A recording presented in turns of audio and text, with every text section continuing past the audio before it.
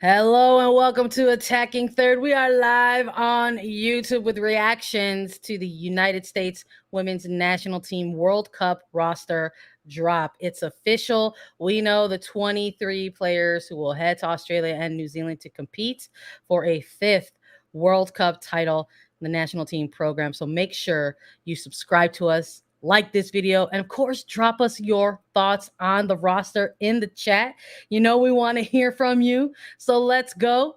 Hello and welcome to Attacking Third, a CBS Sports soccer podcast. I'm Sandra Herrera, lead NWSL writer for CBS Sports. Joined today, as always, by my colleague and co-host, Lisa Carlin, analyst and broadcaster for CBS Sports. On today's show, we are chatting all things United States Women's National Team World Cup roster. So before we get into everything, make sure you subscribe to us on YouTube so that you never miss out whenever we go live. We're also a podcast, so follow, like, and subscribe, and leave us a rating and review because that stuff helps us out so much. The World Cup is just a month away, so make sure you are tuned in to Attacking Third for all of your 2023 Women's World Cup content. Lisa, it's here. Finally! You're here. I'm here. Let's talk about it. Woo! Let's go. 30 days until the U.S. plays their first opening group stage match in the World Cup. We get a roster from USWNT. It is 23 players. Tied up nicely with a little bit of a ribbon. There are surprises in here. There are snubs. I want to get your thoughts because you and I, we try not to talk too much off mic, just a little bit. So that way everything is really authentic and natural here in our reactions. So our questions are real when I ask you what you think about things and vice versa. So I want to hear what you have to say about this because it's about time. We've gotten a lot of other nations' rosters. Some of them have been 28 players, 30 players that they're going to narrow and whittle down. That's not the case for the U.S. That is not the case for USWNT. He gave us 23 players. That's it. The only 23 packing their bags and going to the Southern Hemisphere in just a few days' time at this point. I love it. I know we've done so much in the buildup to this moment, Lisa. It's just like it just sort of feels like yesterday we were talking about the CONCACAF W Championship, and then the day before that we were just talking about this team at the Tokyo Olympics. I mean, we launched A3 in celebration of the Olympic Games, and we've been going full steam ahead ever since. And now we're talking about the 23 players who are going to represent the United States at this summer's World Cup. Let's just run it down in case you're joining us for your first reaction or your first introduction to the players who are going to go to the World Cup. Let's run it down by position and we will give you our reactions. We'll talk about some surprises, maybe some snubs as well. Let's start with the goalkeepers. There are 3 on this roster: Aubrey Kingsbury, Casey Murphy, and Alyssa Nair. For defenders, 7 total: Alana Cook, Crystal Dunn, Emily Fox, Naomi Girma, Sofia Huerta, Kelly O'Hara, and Emily Sonnet. Midfielders, 7 players as well in that category: Savannah DeMello, Julie Ertz, Lindsay Horan, Rose Lavelle, Christy Mewis, Ashley Sanchez, and Andy Sullivan. And rounding out the forwards is 6 players in Alex Morgan, Megan Rapinoe, Trinity Rodman, Sophia Smith, Alyssa Thompson, and Lynn Williams. Lisa, let's just start with first reactions. When you saw this drop, what did you feel? Were you having some emotions? Were you having some shock?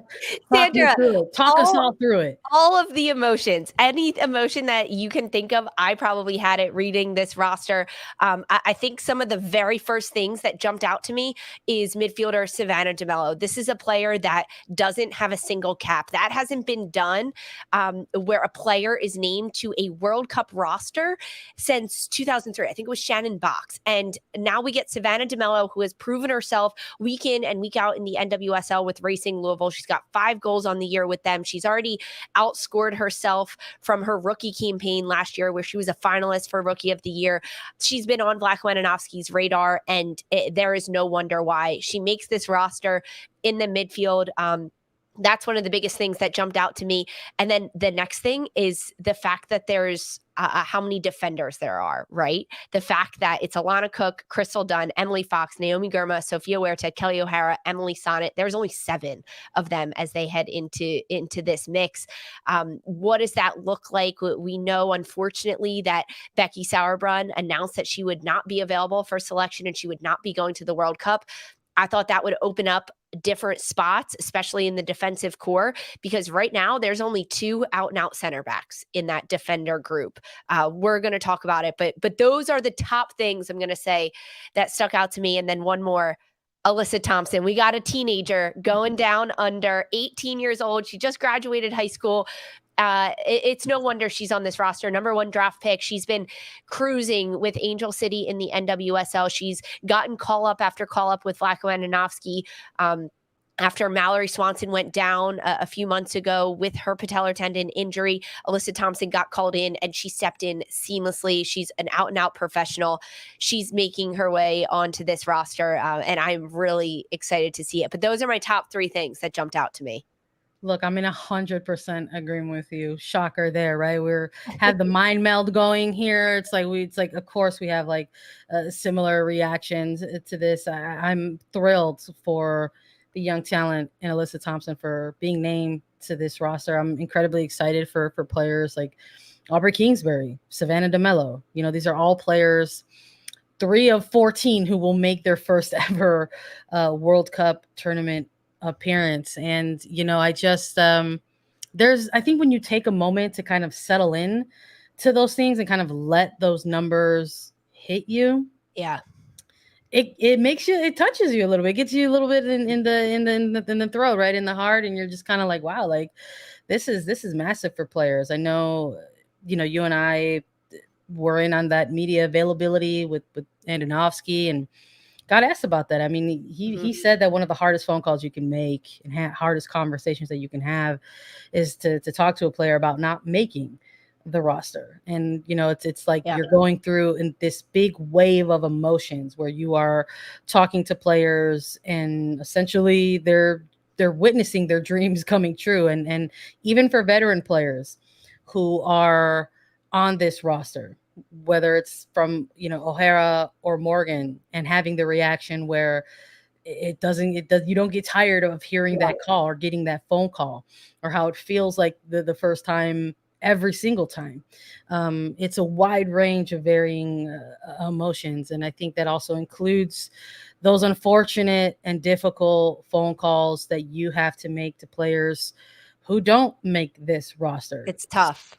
So while you and I, of course, are like, we react to something like this that drops and there's that level of excitement and good energy that comes with it, there's also that other side of it where you take a look at those names, those 23 names on the rosters, and you say, oh, there's someone missing here, or some, or 2 someones, or 3 someones who are missing on this roster that maybe we thought would have been locks to go to the World Cup. And in all of our content and building up to this World Cup, and that kicks off in July, that includes everything that we're doing on Attacking Third, everything that we're starting to see with Golazo Network, everything on .com. There's opportunities for us to have fun with it. We were like, oh, let's do some predictions, you know, let's do players who are trending up and down right now based on their club play, or who are our locks to go, and to have a different feeling, like almost week to week. I don't think there was ever a moment where it's like, okay, well, now I think this player's going and this player's not. So when we're looking at this, what were your first notables in terms of what you would consider snub or surprise left off, like player who was left off the roster? Yeah, I think that's a really good question, because when you look across this roster, there's definitely a few that jump out, and not barring any of the injuries, right? Of course, that those players are all excluded. The first one in the forward crew that is not on this list is Ashley Hatch. She's a forward with Washington Spirit. She has been scoring goals. She's been in the World Cup mix, or in the U.S. international roster mix, for a while at this point. And she got cut off this list. Now the question we always have to ask ourselves here at Attacking Third, and fans at home, when you get upset about stuff like this, who would she replace? And that's something to me that is really hard to answer, because between Alex Morgan and Megan Rapinoe, they're both entering their 4th World Cup in that forward crew. You've also got Trinity Rodman, Sophia Smith, Alyssa Thompson. Those are young stars that are have been arguably dubbed as the future of this team, and now they are the present of this team on this roster. And then you have Lynn Williams, who has fought her way back into this group and fought to prove herself that she deserves to be on the front 23, and she's fighting for a starting spot in that front line.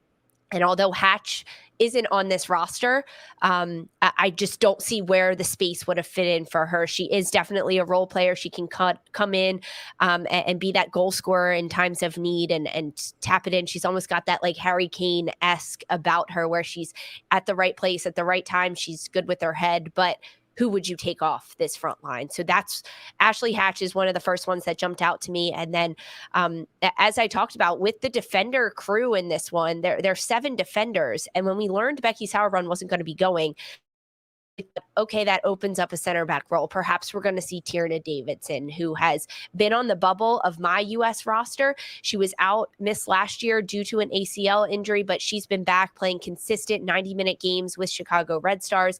She has been called into U.S. camps as a training player, has experience formerly with the U.S. international roster. However, she's not called into this one. There are only 7 defenders on this roster, only 2 center backs. So to me, those are the 2 biggest snubs, but also I don't know who they would have replaced on this roster, right? Like that's the question we have to ask. Like, is there anyone that you think got snubbed that could have replaced someone else that's been named? I don't know. If anything, it's brought up more curiosity for me. I won't even say questions. It's piqued my curiosity in what we're going to see from this team, particularly in that attacking area. I think if we were doing a predictions episode, even 4 months ago, I think we would have had Hatch is a bit of a lock on the roster, especially in light of some of the club play that we've seen with her on the Spirit as well. You look at and bring up potential match day scenarios.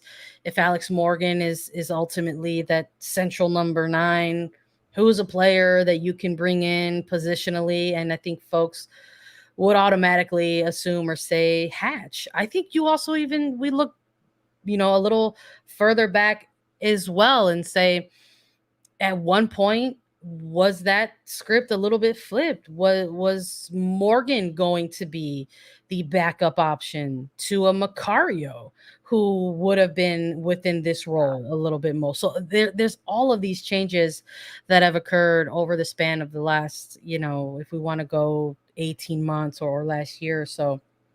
But I like I said, I think it's piqued my curiosity more than has sparked additional kind of hard-hitting questions.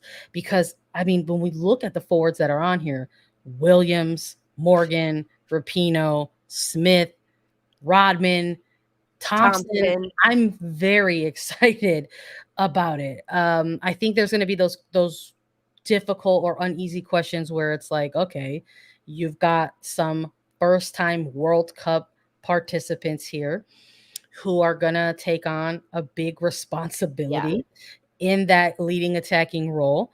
But how's it going to look? And I think that is the question I think that I'm leaning into a bit more. Is there going to be a rotating cast? Are we going to see some more fluidity because of the forwards that are involved in this forward line core? A lot of people in our chat right now talking about Hatch not being involved in this roster, as you and I are as well, and saying that they'd take her over a player like Rapinoe. And you can go back. Sandra and I have done our roster prediction for this for a number of times. I had Megan Rapinoe always going to the World Cup. And in the absence of Becky Sauerbrunn as a veteran who has a lot of experience internationally as the captain, now you lose all of that. I think that makes even more of an argument to bring Megan Rapinoe, because she's been in these situations. This will be her 4th World Cup. She's got the veteran leadership. She's got the ability in the locker room. It's going to be a different role for her than we've seen in previous world stages. Even you look back to the Olympics, and Rapinoe had to change her role about the game that she was going to play and the role that she was going to play on this team. Now, if there's penalty kicks and we're coming down to it, you bet your bottom dollar that Black Lewanovsky is going to sub in Rapinoe, because she's one that is going to finish penalty kicks, as is Alex Morgan. So you have to, when looking at this roster and breaking it down, you have to almost take a step back and look at the role players and look at the difference on these teams. Another player I want to mention a little bit, and I actually get your thoughts on a little bit too, Sandra, is Taylor Korniak, midfielder for San Diego Wave, that about a year ago got called into the national team, a bit surprisingly, because Vlad Lewanovsky had seen her ability in the NWSL under Casey Stoney, her partnership with Alex Morgan at the club level, called her in consistently to the national team. She got a number of caps, she got a number of starts, goals.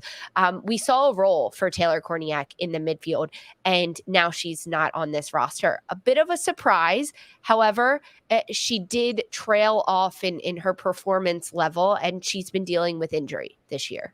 Yeah, I think that's kind of what it boils down to. I think some of these, I don't know if I would actually say snub. I think it's Exactly. I think it's an omission based on combination of the things that you mentioned.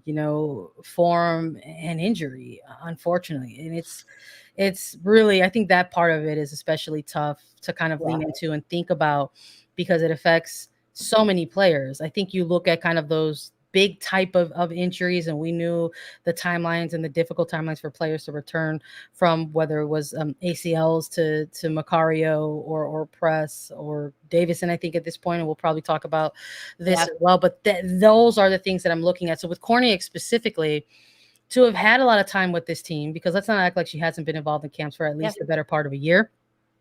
This is a player that was also tasked with some different things in the beginning of 2023. Like, the coaching staff was like, let's continue to try some different things Yeah. with Taylor Korniak here. And we got to see her in the defensive mid role a little bit more.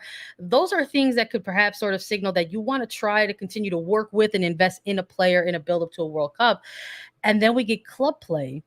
We get the intel, right, from Andonovski saying, hey, there's going to be sets groups of players that we task with certain things as they go back to play for their clubs. There's going to be a group of players that we tell them just to go ahead and keep it up and maintain their form, and there's going to be players that we task with certain things that we want them to work on. And unfortunately, I feel like Korniak was a player that maybe fell into that latter group. And then we see that she had to, unfortunately, start off the season with it and on the sideline with an injury. So she has worked her way back into playing into matches with San Diego Wave FC, but I just don't think the timing and minutes were there for them to say that they were going to go ahead and bring her in as a lock for a World Cup. And lest we not forget, Julie Ertz returned. Yeah, that's a huge factor as well. That's a massive factor. We can't forget that happened. She not only returned to play, but returned in incredible form with a different mindset after being out on maternity leave, and has stepped in with Angel City and played her first back-to-back 90-minute games. So she's up to fitness level, and that takes a midfield spot and a veteran spot, maybe from someone like a Korniak. Yeah, no, I'm curious about, I think maybe we can make a similar argument for someone in Midge Purse. Yeah. Another player that has specifically gotten call-ins under Andonovski's tenure as the head coach with this national team, but over these last 2 seasons has unfortunately had to deal with navigating these kind of little lingering and nagging type of injuries. And similar to what we saw in last season, where we saw her role with Gotham kind of elevate a little bit, and we see the type of team that they are when she's on the pitch.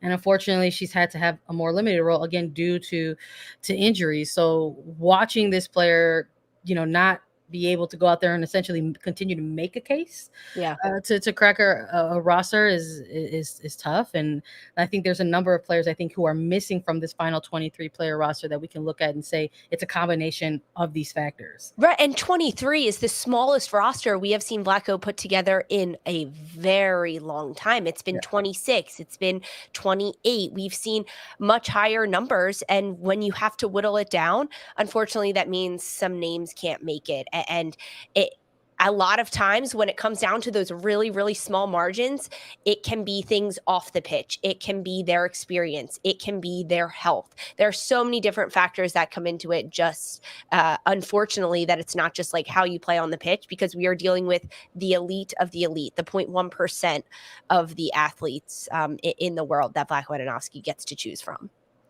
I'm curious, in terms of how you brought up Julie Ertz and coming off of this virtual media availability with Andonovsky and talking about her role specifically.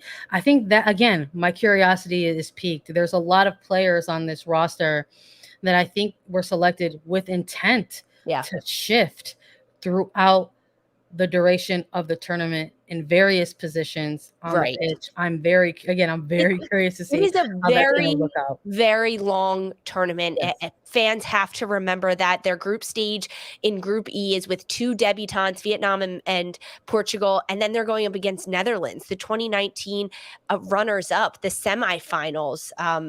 They made it to the semifinals. They have a lot of tough competition to get through. It's also an expanded format this year with the World Cup, 32 teams. It's a long tournament. You have to be able to account for all the different factors. And in most recent world international history, we have to think about the Tokyo Olympics, and injuries happened that not only to goalkeepers, but superstar players in the midfield. You look at Julie Ertz playing with injury, and how you can kind of shift around the players on the field to get the most out of every single player in every single game. That way you are the ones lifting the cup at the end of it all.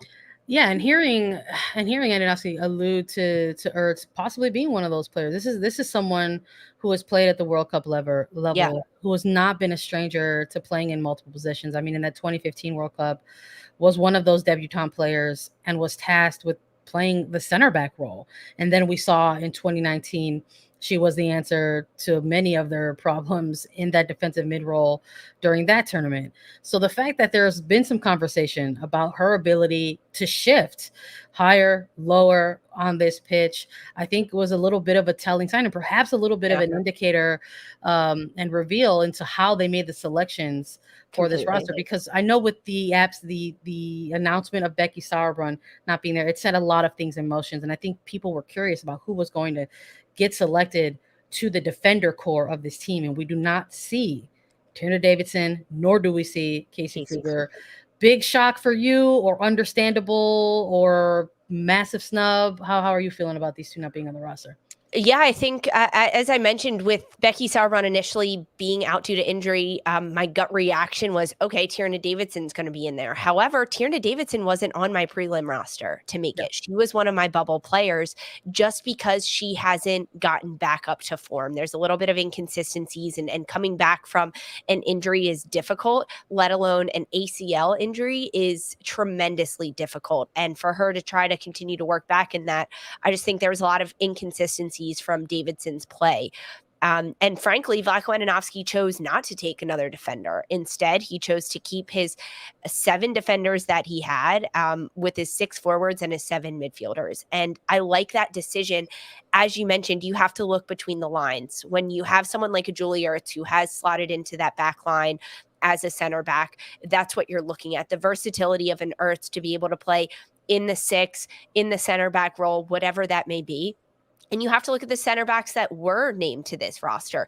Naomi Girma, who is going to be a starter for this team and for the next, hopefully 10, 15 years as her body allows her.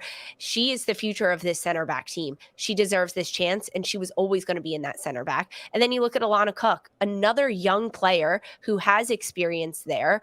And they're 2 players that can stay healthy, can stay fit, and can run with that center back duo. So when you look at that, it makes a little bit of sense. And there's also Emily Sonnet on this roster who could slot into that position. Now, the center backs are probably the 2 that we're going to see rotated the least throughout this World Cup tournament. I wouldn't be surprised if we see Girma and Cook make runs, maybe not throughout the group stages, but through the knockout rounds, they don't get rotated out of that position unless it's a dire situation.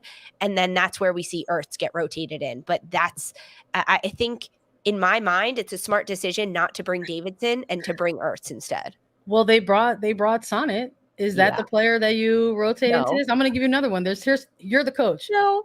It's Sonnet, it's Davidson, it's Kruger. Who are you taking to the World Cup in 2023?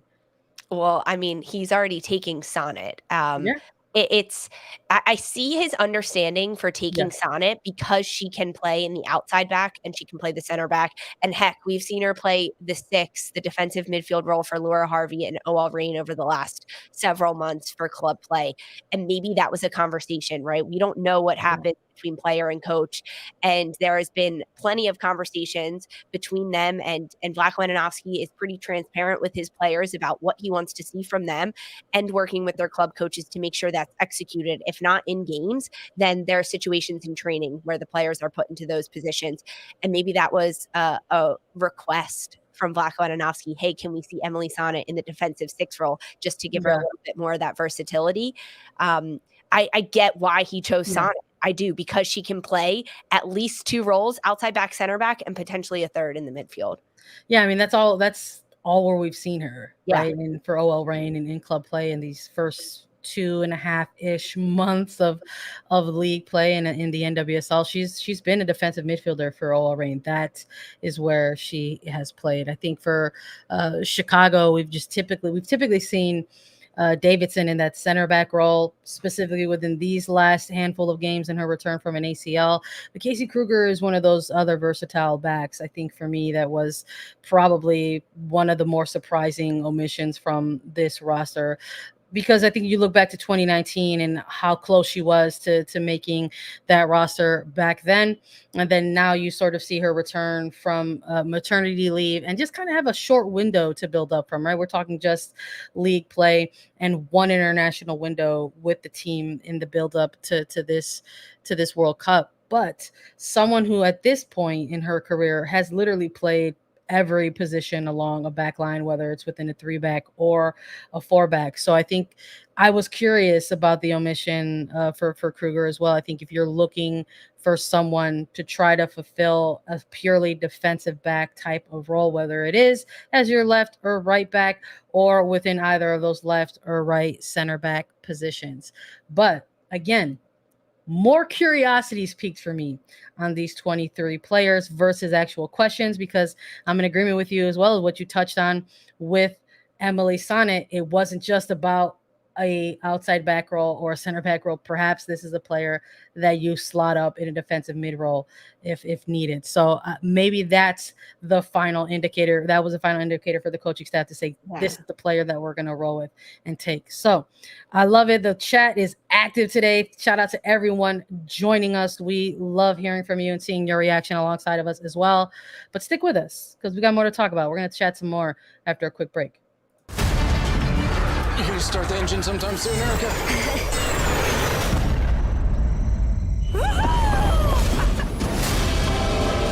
Do you know the odds of all of us being here at this time? It's improbable, yet here we are, together. Hold on to your saddles.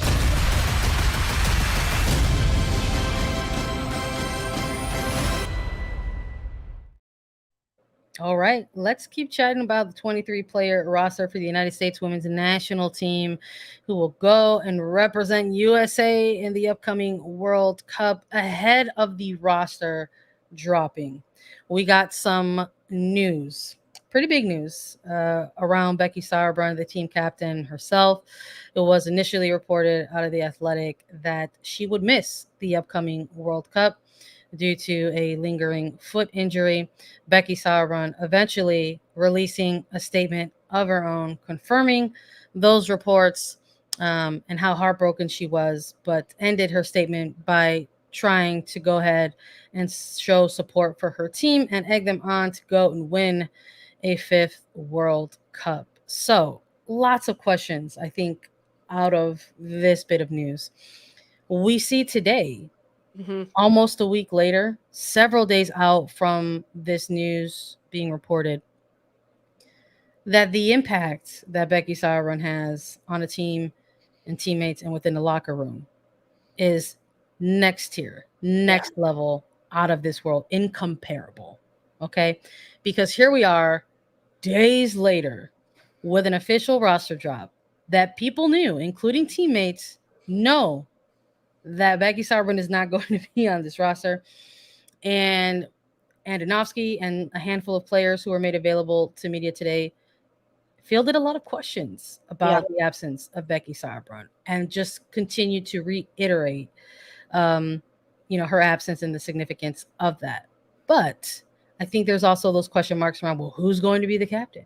Who's going to wear the armband? Et cetera, et cetera. There's like a very specific, question that people want to know. And unfortunately, the answer is maybe not just one player. And I think that was ultimately confirmed in what we witnessed today from the virtual media availability. Andonovski, we heard from Sophia Smith, Alex Morgan, Naomi Girma, Crystal Dunn. All players asked about that and in different phases of experience going into this World Cup. Smith and Girma are two players who will participate in their first ever. It's going to be number 2 for Crystal Dunn. And for Alex Morgan, it's going to be number 4. And I think amongst the 4 players and Andonovski, ultimately alluding to that there really isn't replacing, there's no replacing a Becky Sauerbrunn, and that there's going to have to be kind of a collective unit here to kind of draw and pull from leadership. There have already been those conversations with Megan Rapinoe specifically and how different her role is going to be for this national team during her 4th World Cup. She is going to celebrate a birthday pretty soon on July 5th, gonna be 38. She's going to have different minutes management going into this World Cup. And a lot of that is going to be pulling from her for leadership experience and morale. And sometimes that might actually come while on the bench. Yeah. And I thought it was very interesting to hear Alex Morgan specifically kind of allude to some of the captain by committee stuff within this media availability. Because she said, I'm going to have to step up. Kelly, Rapinoe, etc. There are going to be everyone is going to have to step up to even try to fill a fraction of the hole that Becky Sauerbrunn leaves. It's going to take literally all 23 players. I'm almost kind of interested, Lisa, if there's a player who's not making a return to a World Cup, maybe one of these 14 first World Cup time players that you see as maybe a player who might step up in a little bit of a leadership role. Yeah, I think that's a good question. I want to say that Naomi Girma is going to step up. She won't be the captain of this team. I know that's a question that a lot of people have right now, and especially in our chat. However, I think that we have seen Naomi Girma throughout her club play in the NWSL. I mean, you look at last year, her rookie year in the league, and as such a young player, she wins Defender of the Year. She wins Rookie of the Year. In her second year, she is named captain of her San Diego Wave team. I think this is a player that is mature beyond her years in Girma. So on the pitch, she is an incredible lockdown defender. Before any injuries to Becky happen, over the last year or so, Naomi Girma has solidified herself as a starting center back on this team and under Vlatko Andonovski, and she has been around Becky Sauerbrunn, Megan Rapinoe, Alex Morgan, all of these other veteran leaders, and she has listened and learned and asked questions, and she plays in front of Kaylin Sheridan, Olympic gold medalist in goal for San Diego and Canada. This is a player that has been a sponge in her 2 years as a professional. She was a leader in college at Stanford. I think that in just her first World Cup, we will see Naomi Girma step up and take on more of the leadership role. And I think her position on the field as a center back does lend a hand to how she's able to do that. Vocally, she's going to need to organize the team. Visually, she steers the ship from the back. She is going to have to be the glue. But in the absence of Becky, I think there's going to be a little bit more pressure on her to be a leader in that back line. And I think the personality of Girma is one that can step into that role and has the natural ability to take on a little bit more pressure and shoulder some of the work that needs to be done for this team as such a young player. No, I'm with you. I think even in having conversations with this player, like she just sort of shows you in how she plays, interviews, communicates, that she's miles ahead of what the numbers are in front of her at this moment. I mean, I would even argue that maybe she's not super unfamiliar with having to had the pressure of a big game or big games, plural, in front of her. This was she had to help lead Stanford to a big game in the national championship title, and this is just her second year in NWSL play, and has already had to help their captain, essentially their back line, a little bit through a playoff scenario. So there's some experience here that I think folks aren't maybe taking into consideration because of all of the World Cup of it all. But I'm very excited for this player in their first World Cup, and to kind of show us that they not only can do a lot of great stuff on the pitch, but they're capable of doing that within a game and in the locker room as well. So Yeah. I think it's spot on. Like, it's going to take multiple areas for something like a collective captaincy or collective leadership to come out of this locker room. Yeah, so I agree. I don't think it'll be one player that wears the captain armband, and we haven't even seen that in years past. It is a bit of a committee at this point. But do you think Girma will actually wear the armband, or no? Do you think it'll be what players do you think are the top runners to be putting on the armband when they're on the pitch, knowing that could rotate as subs happen and as the tournament goes on? Yeah, I mean, taking into consideration the match load and sub scenarios, I think we could see that armband get passed around from Alyssa Nair and Alex Morgan and Megan Rapinoe. I would like to see Crystal Dunn included in that scenario as well. She was probably one of the players who I think had the best quotes about leadership in the captaincy moving forward in this World Cup. Out of that media availability, she basically said that she doesn't need an armband to know that she's capable of leading and giving examples of leadership on and off the pitch. And I love that. And I think that's the kind of energy that this team needs to try to tap into a little bit as they continue to march forward into this World Cup. And I have to imagine that Becky Sauerbrunn is at this point going to be a FaceTime away. So it's like, yeah, exactly. It's just one of those things where I'm just kind of like, I'm actually the leadership angle of it is something that I'm not necessarily super hot seat kind of concerned about going into this World Cup, because I really do just believe that there are some pretty standout and key players that they're going to pull from in this tournament.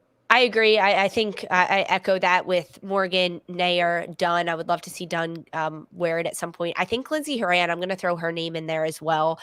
This is a player that has in a lot of the flux that this team has gone through over the last 2 years, Lindsay Horan, although dealing with some injury herself, has been a very consistent factor for this team and for Vlatko Andonovski. And I think that she has good communication between the coach and the players. And I would not be surprised if we see her slip on that armband as well. Joe Birdwell Jr. saying, hey, please pick one captain and stick to that. Joe, I get this. I get it. I don't think we're going to see that, though, because you have to look at the longevity of, first of all, a soccer game, 90 minutes. You want your captain on the pitch the whole time. And that's why Becky Sauerbrunn was a tremendous one. And she still will be the player's captain, right? As Sandra said, a FaceTime away. However, in the rotation of subs, you want your captain always on the field. So that's why we see that rotate. We see it all the time across all different leagues, all different sports. And personnel provide different things for the team that the team needs. That's why we often see multiple captains, whether that's 2 or 3 being rotated, because they provide different things that the team needs, especially at different times. And when you lose someone like Becky just a month before you're jumping on a plane to go to the World Cup, you don't just give it to someone else. You kind of split that responsibility. I mean, only time will tell, right? We've got 30 days until the U.S. puts on their first kits. They head out to the field, they do their national anthem, and they set to play against Vietnam in the opening of the World Cup group stages. Well said, but we've got more to say, Lisa, so we got to take a quick break. Stick with us. We'll close it out. And how about this? Get ready for non-stop action that will have you say, "You gotta be kidding!" Oh my, Canada. What a play and what a finish. That's some pretty good football, eh? He's gone all the way to the house. It's the Canadian Football League, Friday on CBS Sports Network. All right, let's close it out. 23 players headed to the World Cup on July 20th. Kicks off. Make sure you tune in to all the World Cup action. Find the kickoffs that work for you, because the World Cup being in the Southern Hemisphere might be a little different for folks who are staying stateside to take it all in. So, but we're no less excitement in light of that on our end. We're reacting to the 23-player World Cup. So welcome to everyone joining us in after the break. Let's close it out here and chat a little bit about some other little areas that we want to touch on before we say goodbye. When we're looking at this roster as a whole, I know there are folks who are curious with all of the injuries that have taken place over the duration of, let's just say, even the last year, that this team is going to have to stay ready even as they head off to the World Cup. Now, unlike the Olympics, Lisa, we don't normally get an official alternate list of players, but there's often a protocol in place, which we got privy to pretty early in the build-up to this World Cup. Mal Swanson went out during the April international window with a torn patella tendon, and they already put their alternate protocol in place. Alyssa Thompson was already notified at halftime that she needed to get ready to get in and close out that 2-game series against Ireland, and now she is actually headed to the World Cup. Andonovski was asked about that as well in media availability, and didn't tip his hat too much in terms of players within the pipeline should another unfortunate circumstance comes up. But in reacting to this, and in those conversations that have to be had for players who don't make this roster, do you think it's safe to assume that players who have been involved with this team, who may not be on this 23-player roster, are essentially that same phone call away? Yeah. I mean, as you mentioned, different than the Olympics, there's no alternate list set that travels and you can change who dresses game in and game out. That's not how the World Cup works. So there's no alternates that are set. But yes, I imagine that as hard as those phone calls are for Vlatko Andonovski to give a FaceTime to a player and say, listen, you're not on our roster, he has to finish that phone call with, stay ready. Stay playing with your club team, stay consistent, stay healthy, because if something happens while you're in the World Cup and you lose a player on your roster, that's when the call gets made and another player can make their way there and suit up. So it's not like the alternates are waiting just in a box at the top of the stadium. They are a little bit farther away at this point, but there has to be that conversation with a number of different players. I imagine some of the snubs we talked about are on that list. I'm looking at an Ashley Hatch, Casey Kruger, Tierna Davidson across that back line as players that could and will slot in if necessary and if they are called upon. Yeah, no, I think those are all players, I think, at this point that you keep in the back of your mind if you're the coaching staff and the medical staff. Again, we already kind of got a glimpse of how quickly that can work when there is such a potentially jarring injury that can affect the team. So it's something I'm sure folks are curious about, and we wanted to touch on that a little bit before we close out the episode. But just to bring things full circle, this 23-player roster, I would argue, is kind of evenly split a little bit. We've got a mix of players on this list, Lisa, who have been to World Cups already, who have lifted and won World Cups already, and we've got another 14 players who are going to get their first experience at a senior World Cup level. So when we're looking at these 14 players, I can't help but also notice some of the differences within these sort of debutante players. Because yes, there's an 18-year-old Alyssa Thompson who is just getting her pro career started. I mean, we're talking, was just drafted by Angel City, has played with them for a number of months and is now going to a World Cup. We've got Trinity Rodman, who's the Sandra, Alyssa Thompson graduated high school like 3 weeks ago. Peace out. Gotta go to World Cup. I love that energy. I hope when you're 18 years old and you get drafted number 1 overall to your hometown team, you get to stay in your bedroom. You're like, hey, life doesn't get much better than this. You get to go to prom. You get to go to your graduation. You have a graduation party with all your LA Angel City teammates. Oh, and then a few weeks later, you get a FaceTime from the U.S. international coach, Vlatko Antonovsky, saying, hey, guess what? Pack your bags. You're going to Australia. Are you kidding? What if a graduation party, but the theme is like going to the World Cup? Like, I love it. No one's having a better 2023, I think, right now than Alyssa Thompson. But whether it's the youngest player among these 14 debutante players, or even the oldest, because there are players in certain phases of their career right now who have been veterans of the league at this point, who are going to go to their first World Cup. I mean, Christy Mewis is a player that sticks out for me. Aubrey Kingsbury playing her way onto this roster before they go to the World Cup. I mean, Sophia Huerta stands out for me. Yeah. Lynn Williams stands out for me. I'm not gonna lie, like seeing those names on the roster and reacting in my first reactions to that, I just felt like what an incredible story arc. Yeah. For these particular players. Yeah, there's 14 players that are making their World Cup debut, a number of them making their first major tournament debut with the United States.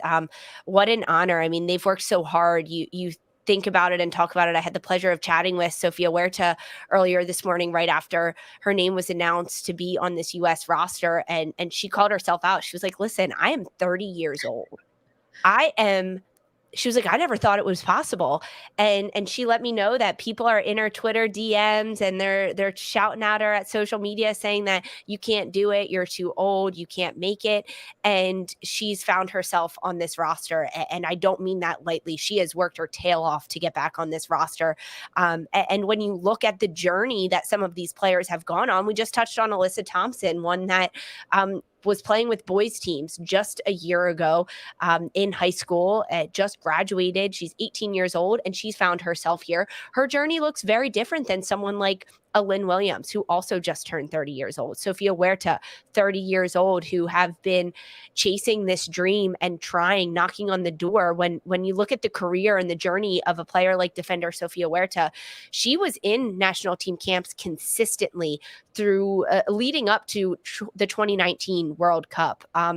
And then right before the World Cup, she stopped getting called into camps and things didn't happen. In 2020, she didn't get called in. Then she had to slowly climb her way back into this roster in 2021, breaking in again in 2020, solidifying herself as a member of this back line. And there were still question marks heading into this year for her about if she was going to make it or not. And she did. That's a first-time player. You look at Christy Mewis, she's had a similar tumultuous path to this World Cup as someone who thought they could do it, and then ultimately gets let off at the end of it. And in their eyes, were snubbed in 2019, the last time this team went to the World Cup. The fact that there are so many young players on this roster gives me a lot of hope for what they can do at this World Cup, because the target on the United States back is bigger than it's ever been. As 4-time champions, as a nation that has won it in back-to-back World Cups, and they're looking for the three-peat. Every single team in this World Cup, 31 teams, have their eye on the United States. They want to beat them. They want to score against them. They want to defend their hearts out against them. And for the United States, that gives them fire. And for the 14 players that have never been there before, they have even more fire going into this, I argue, than some of the veterans perhaps going into it. Oh yeah, chills. It gives me chills to be able to watch 14 players step on the field and live their dream. I think they're going to be incredibly motivated by the fact that it's their first World Cup. You have an opportunity here to really kind of solidify yourself for future inclusion right? And in rosters and camps and things like that out of this World Cup specifically. Especially if you're one of those players who are kind of in the beginning phases of their career. So I'm very excited for the possibility of seeing some of these players get into the mix. I know there might be some players who we don't actually see get minutes during this tournament.